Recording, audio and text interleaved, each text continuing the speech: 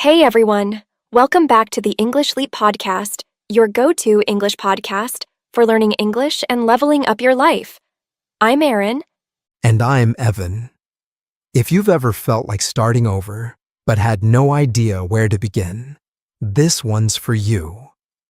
Let's be real. Sometimes you don't want to fight, explain, or post about it. You just want to disappear. Quietly. No drama, no warning. Just leave the old version of you behind and come back with a fire no one saw coming. Exactly. We're not talking about vanishing forever. We're talking about stepping back to rebuild, to cut ties with noise, expectations, and everything that's been weighing you down, and then returning stronger, calmer, unshakably focused. I know that feeling. A few years ago, I hit a point where I didn't even recognize myself anymore. So I vanished from social media, stopped explaining myself, and started healing in silence. And when I came back, even my friends said, "Something about you feels different." That's what this episode is about. Disappearing not as an escape, but as a strategy. For healing, for clarity, for transformation. So if you're feeling the urge to step back, this is your permission slip and your roadmap. And if you're learning English while going through your own transformation, don't worry, we've got you. We've made a free PDF for this episode with grammar practice, comprehension questions, and all the key takeaways. You'll find it in the description. Also, stick around until the end because Charlotte will be joining us for her vocabulary breakdown. She's breaking down the trickier words from today's talk. So even if you hear something new, don't worry, she's got your back. All right, let's begin. This journey starts with one of the most powerful steps of all, the power of walking away quietly. You know, in a world where everything is loud, people are louder. We're taught that strength means staying, proving, explaining. But sometimes the real strength is choosing to walk away without a word. Yes, people often think transformation has to be loud or dramatic, but it's not. True change begins when you step out of the noise and into stillness. You don't grow when everyone's watching. You grow when no one is. Exactly. Think of a seed. It grows under the soil, in the dark, in silence, before anyone ever sees a single leaf. That's what this phase is. When you walk away from distractions, comparison, judgment, your roots start growing. Right. Walking away is not about being passive or weak. It's about reclaiming your peace. Think of it like this. When a storm comes, even the ocean pulls back. It goes quiet, deep, and still. That's not retreat. It's power gathering. Walking away quietly isn't a breakdown. It's a strategy, a decision. It's you saying, I don't need to be seen right now. I need to see myself. It's about removing yourself from the chaos so you can hear your own thoughts again. It's also deeply healing. Because when you stop explaining, stop defending, and stop performing for others, you return to yourself. You begin rebuilding from a place of truth instead of pressure. And if you're learning English, use this quiet phase to talk to yourself in English. Seriously, narrate your thoughts, whisper them. The more you do it alone, the easier it gets with others. And when you finally choose to walk away, the next fear hits. But what will people think? That's where most people hesitate. But here's the truth. You don't. You don't owe anyone an explanation for choosing your peace. We're so conditioned to make others comfortable with our decisions, even when those decisions are meant to save us. Absolutely. And sometimes the people you think need explanations don't really care. Or worse, they benefited from your confusion. Growth doesn't always come with a permission slip. Sometimes it comes with quiet exits. You ever hear what Steve Jobs did after Apple pushed him out? He didn't beg. He didn't fight. He just disappeared. While the world moved on, He was quietly building Pixar and Next, projects that would eventually reshape the future. And when he came back, he didn't just return. He redefined the company. That's power. Quiet, focused power. Mm-hmm. We're conditioned to think silence means weakness or hiding. But sometimes silence means boundaries. It means protecting your energy while you build something better. So, if you're pulling back from old friends, old habits, or even your old self, you don't have to explain it to anyone. Just move quietly, intentionally, and trust that the right people won't need a reason. And once you've stepped back and cut the noise, it's time to rebuild. But not in public, in private. There's something incredibly powerful about disappearing from the online world, logging out, turning off notifications, choosing stillness over scroll. I did that once, deleted every app on my phone for a month. At first, I felt lost. But then, I started hearing my own thoughts again. And honestly, that changed everything. We live in a world that's addicted to being seen. But growth, real growth, it doesn't need an audience. J.K. Rowling wrote Harry Potter while broke, depressed, and invisible to the world. Her story didn't begin on a stage. It began in a cafe with a notebook. So if you're disappearing for a while to journal, to study, to sleep better, to breathe deeper, do it. Without needing likes or validation. And here's the thing most people don't tell you. Transformation isn't just about building something new. It's also about letting go of what no longer fits. And sometimes that means letting an old version of yourself quietly fade away. Right.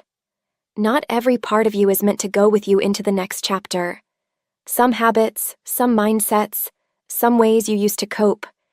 They served a purpose, but they've expired. And instead of forcing them to stay, it's okay to let them go without a funeral. Growth often feels like grief. You're mourning a version of yourself that maybe even kept you safe at one point. But holding on to that outdated identity will only slow your evolution. Letting go in silence, that's where rebirth begins. And it doesn't have to be dramatic. You don't need a big announcement that you've changed. Just change, quietly, consistently. Let the results speak. Let the silence do the talking. And if you've outgrown old learning methods, don't be afraid to drop them. Maybe grammar drills used to help, but now you need real conversation. Let go of what's no longer serving your fluency journey. But here's the part that catches most people off guard. When you start letting go, things get uncomfortable. The silence gets loud. The alone time gets messy. And that's when most people run back. But if you sit with it, you grow through it. Let's be honest. Being alone with yourself is hard. It forces you to face your thoughts, your fears, your patterns. There's no distraction, no applause. Just you and your truth. And truth isn't always pretty. But here's the paradox. Discomfort is a doorway. On the other side of that emotional tension is clarity, healing, direction. But you have to sit in the stillness long enough to find it. David Goggins, for example. He transformed his life not by shouting about change, but by isolating himself. Waking up at 4 a.m., training alone, facing every excuse in his mind, without anyone cheering him on. And that's how he built mental armor. It's in solitude that you learn how to be your own motivator, your own validator. And once you do that, no one can shake you. Because you didn't grow in public. You grew in fire. If you're afraid of speaking English alone, start there. Record your voice. Talk to yourself. It'll feel awkward, but it's the kind of discomfort that builds real fluency. And when you've sat with the discomfort long enough, when you've done the work in silence, something incredible happens. You don't just come back. You arrive. You know that feeling when someone reappears in your life after months and they've changed so much, it leaves you speechless. That's what happens when you grow in private. Exactly. When you stop broadcasting every step and start focusing on your process, your transformation becomes undeniable. People won't remember your silence. They'll remember your results. It's the don't tell them, show them energy. You're not re-entering the world for applause. You're re-entering because you're ready. Because now, the version of you walking back into the room doesn't need permission to be powerful. Let your glow up be spiritual. Let it be internal. Let it be so rooted that even if no one claps, you're still standing taller than ever. Yeah, instead of telling people you're trying to improve your English, surprise them. Show up one day speaking with more confidence. You don't need to announce progress. Be the proof of it. And speaking of progress, it's time for one of your favorite segments, Charlotte's Vocabulary Breakdown. She's going to walk you through some of the stronger words and phrases we used today so you can lock them into your memory and start using them with confidence. Yep, don't worry if some words flew past you during the episode. Charlotte's here to break them down nice and easy. Let's go. Hey friends, it's time to level up your English vocabulary.